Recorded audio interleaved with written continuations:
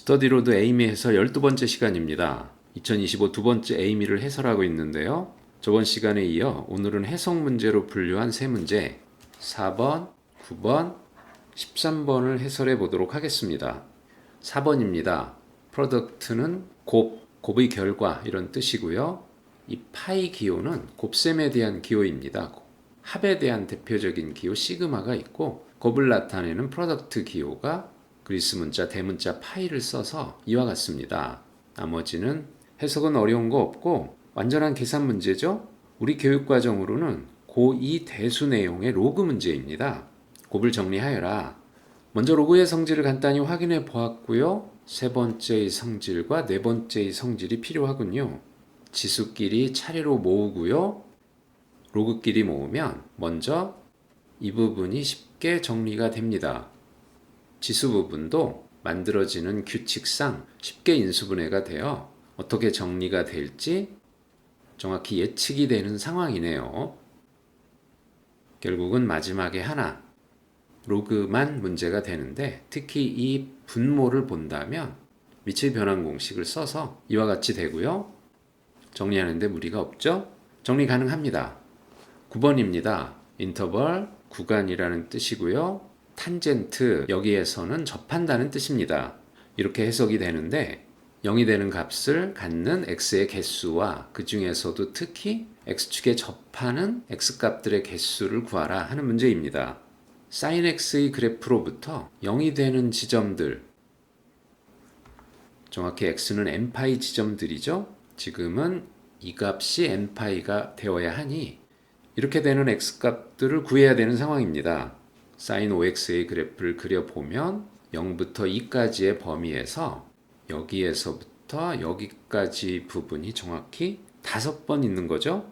7분의 n이라고 하면 7분의 마이너스 7로부터 7분의 마이너스 6 하여 7분의 7까지 한 점, 두 점, 두 점, 그리고 한 점. 한 점인 두 경우가 특수하게 있고요. 중간은 대략 2번씩인데 그런 상황이 5번 있는 거죠. 그런데 x가 0인 지점에서의 이 상황, 이 점을 5개의 주기에 대해서 계산할 때 어떻게 셀 건지 확실히 결정하면서 조심하면 됩니다. 한편 접할 때는 언제인가요? 밖에 있는 사인 함수 입장에서 보면 이 값이 증가해 가거나 감소해 가면서 0을 만든다면 뚫고 지나가는 상황이 되는 거죠. 그러니까 뚫고 지나가지 않아야 해서 결국 이 지점과 이 지점 두 군데네요. 한 주기 내에서 2개씩이니까 5주기 모두 10군데 있습니다. 마무리 잘 해보시고요. 13번 문제입니다.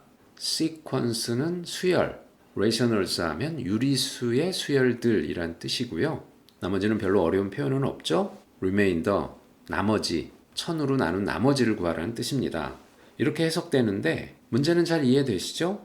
첫 번째 항은 11분의 25이고 이와 같은 점화식으로 수열의 각 항들이 차례로 정의가 되어 있습니다.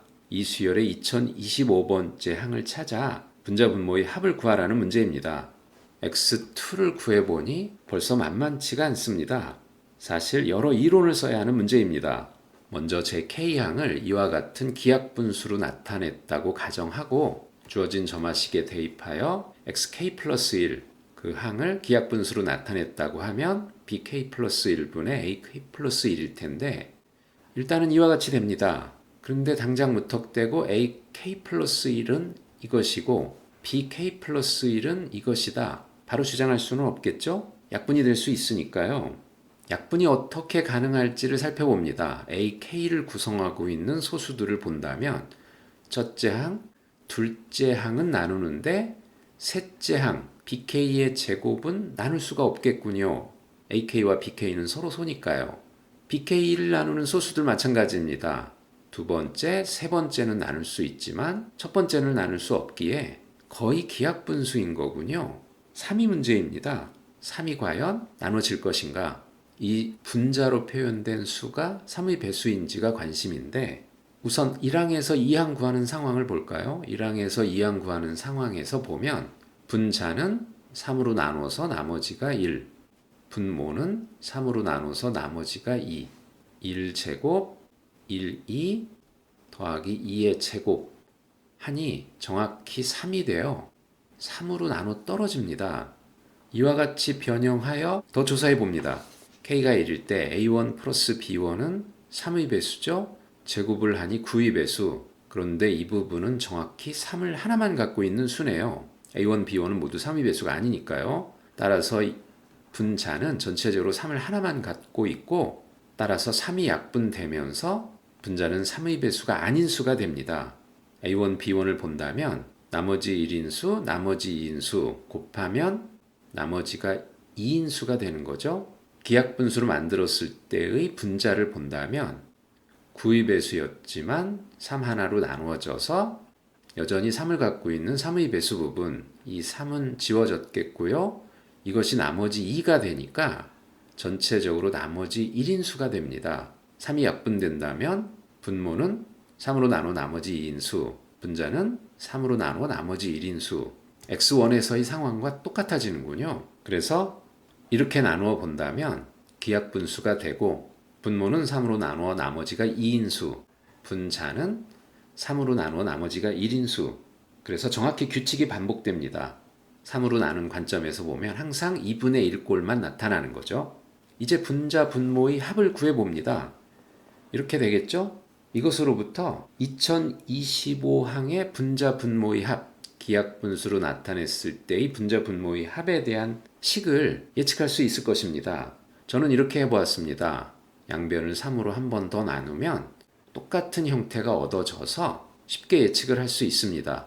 동일한 형태의 식을 계속 2의 거듭제곱을 해나가는 상황이니까 이와 같은 식이 얻어지겠네요. 치수가 2를 공비로 하는 등비수열로 나타납니다. 2025항에 대해서 계산하면 결국 이렇게 되겠군요. 사실 여기까지도 힘든데 이제부터는 더 힘듭니다. 여러 이론을 써야 되거든요. 다음 공식들이 필요합니다. 먼저 서로 소인수의 개수 1부터 n까지 중에서 n과 서로 소인 자연수들의 개수는 이와 같이 계산이 됩니다. 포함과 배제의 원리로부터 얻어지는 공식이고요. 두 번째로는 오일러 정리, 오일러 페르마 정리라고 하는 것인데 a와 n이 서로 소라면 a의 phi n 제곱은 n으로 나누어 나머지가 1이라는 정리입니다. 우리에게 남겨진 작업은 이 수를 1000으로 나누어야 하는 상황인데요.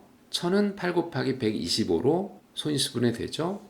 12가 4를 갖고 있기 때문에 일단 이 수는 8로 나누어서는 나머지가 당연히 0입니다. 125로 나누는 것이 필요하겠네요. 125와 서로 소인 수의 개수를 구하니 100이 나와서 오일러 페르마 정리에 따르면 12의 100제곱은 나머지가 1과 같습니다. 결국 필요한 것은 2의 2024제곱을 100으로 나누었을 때 얼마가 될 것이냐? 그것이 다음 문제가 됩니다. 다시 100을 소인수분해 해보면 4 곱하기 25로 볼 수 있고요. 2의 2024제곱이 100으로 나누어서 나머지가 얼마인 수일 것이냐 하는 것인데 2의 2024제곱은 당연히 4의 배수이고 25로 나누어서 생각해 본다면 오일러 페르마 정리를 다시 한번 사용하여 2의 20제곱이 나머지가 1과 같다. 25로 나누었을 때요. 그런데 2의 2020제곱만큼이 이미 20의 배수, 2020이 20의 배수이기 때문에 결국 이 숫자는 25로 나누어서 16과 같군요. 따라서 12의 2의 2024제곱을 125로 나눈다면 12의 16제곱을 125로 나누는 것 같습니다.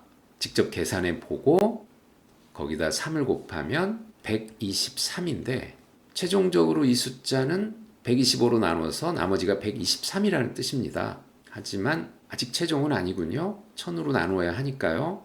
123은 8의 배수가 아니어서 차례로 125를 더해가면서 8의 배수가 되는 수를 찾습니다. 다행히 125를 한 번 더해보니 정확히 8의 배수가 얻어집니다. 이 숫자가 최종적인 답에 해당하는 거군요. 이 문제는 확실히 여러 가지 이론을 써야만 해결할 수 있는 문제라서 꽤 어려운 문제였습니다. 2025 에이미 해서 12번째 시간이었습니다. 다음에는 남은 문제들을 해설해 보겠습니다.